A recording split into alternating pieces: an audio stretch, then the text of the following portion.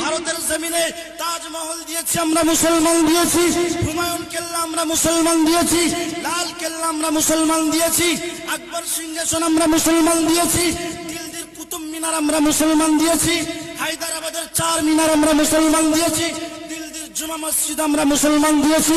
কলকাতার বুকে তাকিয়ে দেখেন, কলকাতার জমিনে ওই দ্বিতীয় নাম্বার হুগলি সেতুর পাশে 14 তলা নবান্ন, যেখানে মুখ্যমন্ত্রী বসে, ওই মুখ্যমন্ত্রী বসার জায়গাটা মুসলমানদের ওয়াকফ সম্পত্তির উপরে আছে। কলকাতার হাইকোর্ট যেখানে বিচার হয়, ওই হাইকোর্টটাও মুসলমানদের ওয়াকফ সম্পত্তির উপরে আছে। কলকাতার আলিপুর আবহাওয়া দপ্তর যেখানে বিভিন্ন আবহাওয়ার খবর দেওয়া হয়, ওটা মুসলমানদের ওয়াকফ সম্পত্তির উপরে আছে। শুধু তাই নয়, কলকাতার নেতাজি ইন্ডোর স্টেডিয়াম 12,000 সিট আছে, যেখানে 12,000 মানুষ গ্যালারিতে বসতে পারে, ওটা মুসলমানদের ওয়াকফ সম্পত্তির উপরে আছে। কলকাতার টিপু সুলতান মসজিদ শুধু টিপু সুলতান মসজিদ নয়, এই টিপু সুলতান মসজিদের সাইডে যতগুলো জায়গা আছে, ওটা মুসলমানদের ওয়াকফ সম্পত্তির উপরে আছে।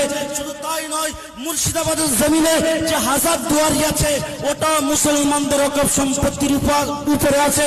কলকাতার জমিনে নেতাজি সুভাষচন্দ্র বসু যে এয়ারপোর্ট আমরা দেখি, যে এয়ারপোর্টে বড় বড় সাহেবরা বাবুরা নেবে, যারা নেবে সিএ এনআরসি বিলের জন্য